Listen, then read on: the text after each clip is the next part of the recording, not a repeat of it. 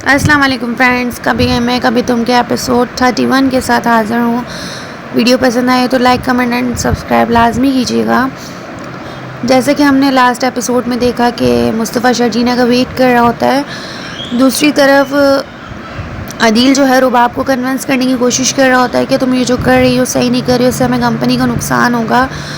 तो रुबाब को समझाने की कोशिश करता है। रुबाब बहुत गुस्से में होती है लेकिन बहुत प्यार से हैंडल करती है, क्योंकि अभी रुबाब उसे कुछ नहीं कह सकती। रुबाब उसको समझाती है, काम डाउन करती है, कहती है हम मिलके हल कर लेंगे, और बहुत ही प्यार तरीके से इसको डील करती है ताकि अदील को शक ना हो। लेकिन फिर भी अदील को शक हो गया है कि रुबाब इस तरह बिहेव क्यों कर रही है। दूसरी तरफ मुस्तफ़ा शर्जीना का वेट कर रहा होता है। शर्जीना आ जाती है। शर्जीना जैसे ही घर में आती है तो मुस्तफ़ा शर्जीना को कहता है कि मेरा वेट क्यों नहीं किया, क्यों चली गई। तो शर्जीना कहती है कि मैं तुम्हारा वेट नहीं कर सकती थी, 11 बजे का अपॉइंटमेंट था, 11:15 बज गए। तो मुस्तफ़ा कहता है मैं अपनी इंपॉर्टेंट मीटिंग छोड़ कर आया हूँ, मुझे तुम बता देती तो मैं नहीं आता। तो शर्जीना कहती है नेक्स्ट टाइम मैं बता दूँगी, क्योंकि मैं कोई मलका आलिया नहीं हूँ जो मेरे लिए वेट किया रहे, मेरी बहन के बेटे का हकीका नहीं है कि मैं अगले दिन चली जाऊँ। अपॉइंटमेंट था, जाना ज़रूरी था, इसलिए मैंने तुम्हारा 11:15 बजे तक इंतज़ार किया, इसके बाद मैं चली गई। मुस्तफ़ा काफ़ी नाराज़ होता है और शर्जीना पहले ही नाराज़ होती है। मुस्तफ़ा शर्जीना को गुस्सा करता है और जो है मनाए बगैर चला जाता है। शर्जीना कहती है कि नेक्स्ट टाइम से ये ज़हमत करने की ज़रूरत नहीं है, मेरा बच्चा है, मैं ख़ुद देख लूँगी। मुस्तफ़ा वहाँ से चला जाता है। दूसरी तरफ अदील एजाज साहब को बुलाता है बात करने के लिए। शर्जीना थोड़ी देर के लिए कमरे में जाती है, उसे लगता है मुस्तफ़ा आकर उसे मनाएगा, लेकिन जब बाहर आती है तो मुस्तफ़ा जा चुका होता है। शर्जीना को डॉक्टर की बातें याद आती हैं, जो डॉक्टर ने कहा होता है आपका ब्लड प्रेशर बहुत हाई है, आपको अपना बहुत ख्याल रखना है, जो मेडिसिन दे रही हूँ वो टाइम पर लो और खुश रहो। शर्जीना ये सब याद करके बहुत रोती है कि मैं इस टाइम पे बहुत अकेली हो गई। मुस्तफ़ा मुझे मनाने की जगह चला गया, रोती है काफ़ी और सारी बातें याद करके कुछ संभलती है और चुप हो जाती है। दूसरी तरफ मुस्तफ़ा गुस्से में ऑफिस पहुंचता है तो एम्प्लॉयज़ को डांट रहा होता है। एम्प्लॉयज़ बोलते हैं पता नहीं इसको क्या हो गया, आके चिल्ला रहा है। दानिश आके सब संभालता है और मुस्तफ़ा को बोलता है कि क्या हो गया है तुम्हें। दूसरी तरफ एजाज साहब आते हैं। अदील बताता है कि मुझे ऐसा लग रहा है कि रुबाब को सब पता चल गया है, रुबाब इस तरह बिहेव कर रही है। तो एजाज इसे समझाता है नहीं नहीं ऐसी कोई बात नहीं, तुम कुछ ज़्यादा सोचो, ऐसा कुछ होता तो रुबाब तुम्हें ज़रूर बोलती। दूसरी तरफ दानिश इसको कहता है कि क्या हो गया है। तो मुस्तफ़ा कहता है कि एक तो हमारे गेम के डाउनलोड्स नहीं आ रहे, हमारा गेम रिच नहीं कर रहा, और मैं बहुत ज़्यादा परेशान हूँ कि मैं पैसे किस तरह कमाऊँ, मुझे बस किसी ना किसी तरह पैसे चाहिए। दूसरी तरफ रुबाब बासित से सारी डिटेल्स ले रही होती है तो अदील देख रहा होता है। जैसे अदील रूम में एंटर होता है तो रुबाब और बासित दोनों सेट हो जाते हैं। अदील कहता है रुबाब को तुम बहुत थक गई हो, चलो हम चलते हैं। तो रुबाब कहती है हाँ मैं आ जाऊँगी, हम फिर डिनर पे मिलते हैं, अभी मुझे थोड़ा काम है। फिर वो अदील चला जाता है। बासित को कहती है मुझे सारी रिपोर्ट्स चाहिए, आप लोग यहाँ थे तो ऐसा कैसे हो गया। जब अदील घर जाता है तो अदील की माँ सर पकड़ के बैठी होती है कि तुमने हमसे झूठ बोलकर घर बेचा, तुमने ऐसा क्यों किया, मुझे तुम पे सबसे ज़्यादा भरम था और तुमने ही मेरा भरम और मान तोड़ दिया, हम बेघर हो गए तुम्हारी वजह से। अदील कहता है मेरा अभी हाथ सेट नहीं है, अभी अकाउंट से पैसे नहीं निकलवा सकता, जैसे ही अकाउंट में पैसे आ जाएंगे मैं इस घर वापस कर दूंगा। इसकी माँ बहुत रो रही होती है।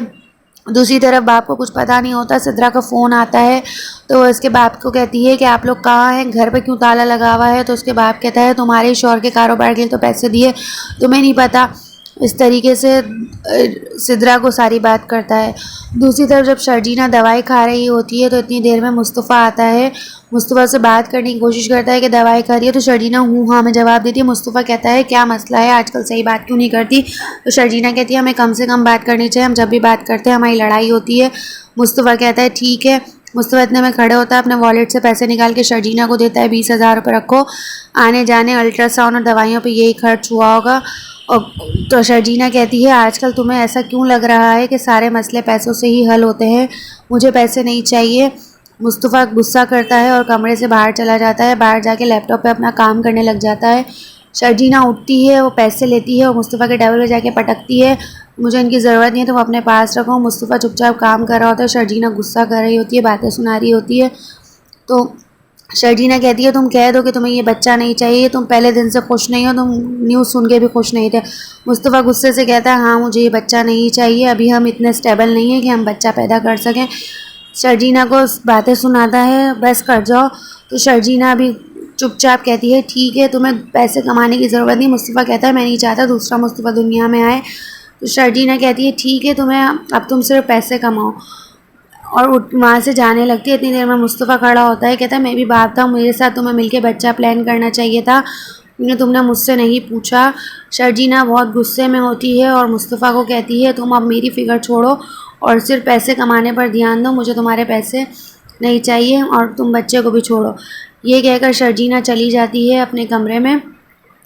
मुस्तफ़ा पीछे जाता है, कमरे का दरवाज़ा बजाने की जगह वापस मुड़ जाता है। शर्जीना कमरे में रो रही होती है कि मुस्तफ़ा मनाने के लिए आएगा, लेकिन मुस्तफ़ा नहीं मनाने के लिए आता। मुस्तफ़ा बैठकर बोलता है मैं भी तो सब इन्हीं के लिए कर रहा हूँ, इन्हीं के लिए सब सोच रहा हूँ, अपने आने वाले बच्चे का फ्यूचर देखकर मेहनत कर रहा हूँ। शर्जीना मुझे क्यों नहीं समझ रही है कि मैं खुश हूँ। मुस्तफ़ा बाहर जाके गली में बैठ जाता है। मुस्तफ़ा को बच्चे की रोने की आवाज़ें सुनाई देती हैं, बच्चा रोता हुआ दिखाई देता है। तो मुस्तफ़ा मुस्कुराता है, बच्चे को अपनी तरफ बुलाता है। मुस्तफ़ा बस अपने काम को लेकर परेशान है इस वक्त। तो दूसरे दिन मुस्तफ़ा काम पे चला जाता है। शर्जीना सुबह सब्ज़ी लेने के लिए जाती है तो औरत उससे बात करने की कोशिश करती है, शर्जीना बात नहीं करती। शर्जीना बैंगन ले रही होती है, औरत मना करती है बासी मत लो, लेकिन शर्जीना बात नहीं सुनती और लेकर आ जाती है। दूसरी तरफ मुस्तफ़ा के गेम का काम चल रहा होता है, मुस्तफ़ा अपने काम में मसरूफ़ होता है और दूसरी तरफ जो है अदील परेशान होता है कि आखिर रुबाब चल क्या रहा है। वो एजाज़ साहब को सब बताता है तो एजाज़ साहब कहता है तुम्हारी बीवी है, तुम्हारे लिए कन्विंस करना कौन सा मुश्किल है, तुम कोशिश करो, प्यार से मोहब्बत से पूछो और प्यार से मनाओ, सब कुछ ठीक हो जाएगा। दूसरी तरफ दानिश जो है अपने एम्प्लॉय से बात कर रहा होता है। इतने में मुस्तफ़ा आता है, कहता है क्या हुआ इतने खुश क्यों हो। तो दानिश कहता है बैठो तुम्हें बताऊं। फिर दानिश बताता है कि हमारे इतने व्यूज़ हो गए हैं और हमारा गेम इस तरह आगे चल रहा है और एक रात में इतने व्यूज़ आ गए हैं। दूसरी तरफ जो है अदील जो है नताशा को कहता है कि रुबाब मेरे पे शक हो गया है, रुबाब अभी मेरे साथ सही नहीं है तो अभी हम नहीं मिल सकते। तरफ शर्जीना बहुत परेशान होती है, रो रही होती है। ज़रा मुस्तफ़ा खुश होता है लेकिन कहता है अब इस गेम को आगे करने के लिए क्या करेंगे। तो दानिश कहता है तुम थोड़ा सब्र करो। मुस्तफ़ा कहता है सब्र नहीं कर सकता, मुझे बस पैसा कमाना है। तो इनका जो एम्प्लॉय होता है इनके साथ वो कहता है जब इतना आगे बढ़े हैं तो इंशाल्लाह आगे बढ़ जाएंगे। दूसरी तरफ शर्जीना पूरी रात मुस्तफ़ा का इंतज़ार करती है और मुस्तफ़ा पूरी रात अपने काम में मगन रहता है, शर्जीना को नहीं पूछता। शर्जीना बैठी रहती है इंतज़ार में। इतनी देर में मुस्तफ़ा आता है। मुस्तफ़ा आकर देखता है शर्जीना को।